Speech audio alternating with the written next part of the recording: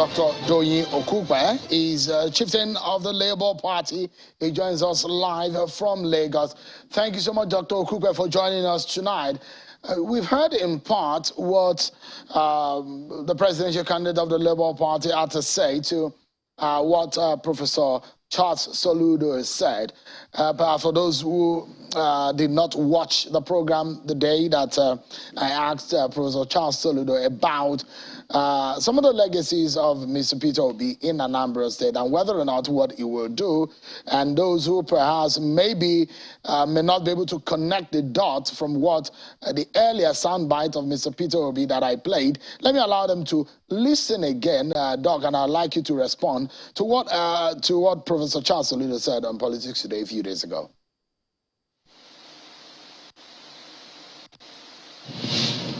About the investments of either any of my predecessors. By the way, the one that you talk about, I don't know about that. I mean, I think there was something I read about, somebody speculated about the value of whatever investment.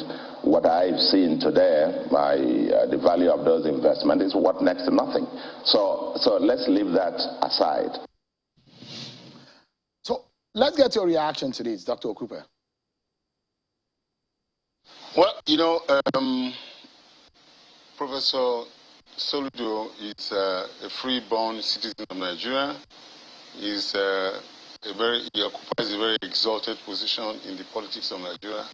He's the current governor of Anambra State. But basically, he has every right, you know, to air his opinion on issues. It is the duty of the populace to cross-check facts. I'm glad that he says the investments are nothing to write home about.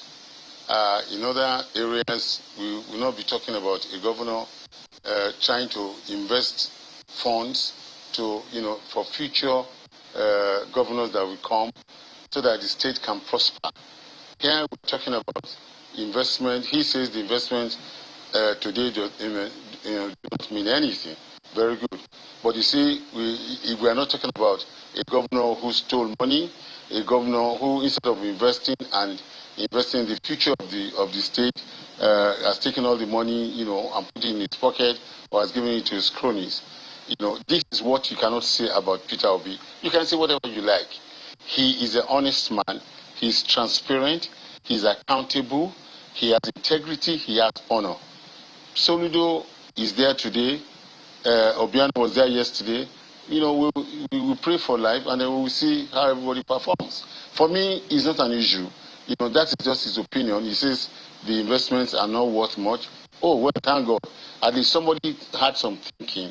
Somebody had some correct thoughts that if I put this money in an investment, maybe, you know, in future it will bring more money and the state can have access to more money. It's, you know, for me, it's fine. No problem with that. Let me, we'll take in beats some of the statements made by Governor Soludo. Let me take some part and I'd like you to respond to it. There is a portion which I'd like you to look at, and I'm going to quote some part of it. He says, quote, "The brutal truth, in bracket, and some will say, God forbid, end of bracket, is that there are two persons or parties seriously contesting for president. The rest is exciting drama. Of course, Peter Obi will get some votes and may probably win in Anambra State as, quote, homeboy. But Anambra is not Nigeria. If he likes, I can even campaign for him, but that won't change much." What's your reaction on these? It's touched on the chances of your presidential candidate and the Labour Party. Ordinarily, I will not really want to join issues with Soludo, but you know, so that people do not get disinformed by his, you know, very unsound judgment of political status of the Labour Party in the Nigerian context. That is the only reason why I will, with a lot of restraint, you know, say one or two words. He must be living in another planet. I mean, if he's so I don't know what is blinding him for him to say that there are only two people in this parliament, and it's only APC and PDP. Even a blind person, even a young child of 9 years old, know that this is absolute fallacy. Professor Soludo must be indulging himself in some self-deluding or political delusions.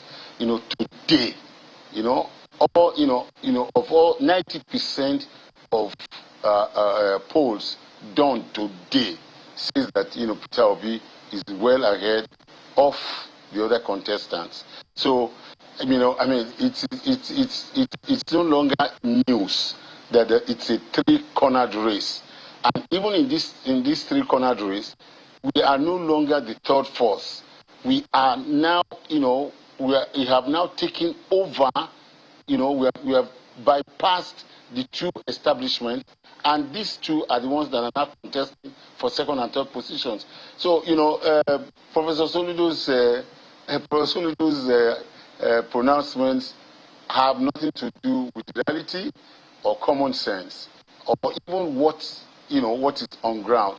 But I said before, ordinarily, but it is just that I will not. The Director General of the campaign, and it is my duty to disabuse the minds of fallacies that do come against us. We know these things will happen, and we are prepared for it. But the Nigerian people, Soludo can say whatever he likes, but the Nigerian people know what is current, what is real. And I'm so happy that he said, at least he considered that Peter Obi will win Anambra State. Well, that's good news. Where he messed it up completely, which we have not quoted, and then he made the whole thing look so ridiculous. And I don't want to use bad language here. When you say that Peter Obi will get 25% in maybe 4 states of the federation, that is it's a joke. That should not come from an educated Nigerian, from a professor. Well, this is politics, and in politics, it's an all-comers game. Professor Soludo is a professor of economics, I think. He's not a soothsayer, and he's not a prophet, and definitely he's not too grounded politically. Otherwise, let me take you around. Let me take you to these things. Look, the 5 states in the East, come rain, come sunshine, nobody say that from the internal state-by-state polling available to him, he said Peter Obi was on course to get 25% in 5 states as at August this year. The latest polling shows that it is down to 4 states and declining. Listen, Sheon, that's a joke, and it is a humongous lie. And what makes a reasonable man, an educated man, an intelligent man like Soludo, say such blatant lie? It has to be something very deep. The gentleman seems to be so consumed with whatever negative or evil passion that is on his mind that he's totally befuddled and confused. I was just trying to take you through. Go and ask anybody, even go and ask a mechanic in my village, in Peru. Look, everybody knows that, there's nothing that will happen. 80% of Igbo people will vote for Peter Obi in this presidential election. I'm not talking about gubernatorial. That's 5 states. In the South states, I do not see any of the 2 leading candidates that will come close to Peter Obi. That's a fact. I'm here not to deceive anybody. We've just come back from Edo State. Edo was a phenomenon. It's total phenomenon. Even the persons I bought suya from, a outside gentleman that I bought suya from, was telling me Obi. We will win in Edo State. We will win in River State. We will win in Bayelsa. We will win in Cross River. We will win at Paibom. That is 11 states. 11 states. When we come to the Southwest, Yeah, you know, we may not win any major state in the Southwest, but we will have a minimum, and anybody can write this down. Take me for my words on this matter. We will win a minimum of 25 states in all the 6 states of the Southwest. We will win outrightly in 4 states in the North Central. 4 states. You know, the remaining 2, that is Kwara and Kogi. Let me jump in quickly. So Professor Soludo might be an economist. Apart from the permutations that are to do with a few mathematics here and there, there are a few literary lessons that one can take from it. And I've seen a few figure of speech that he used. Part of it was the sarcasm in one of the paragraphs. He says, of course, Labour Party won governorship elections in Ekiti and Osun on social media and via phantom polls, while getting barely 2,000 votes on ground. Creating a credible third force for presidential election in Nigeria requires a totally different strategy and extreme hard work.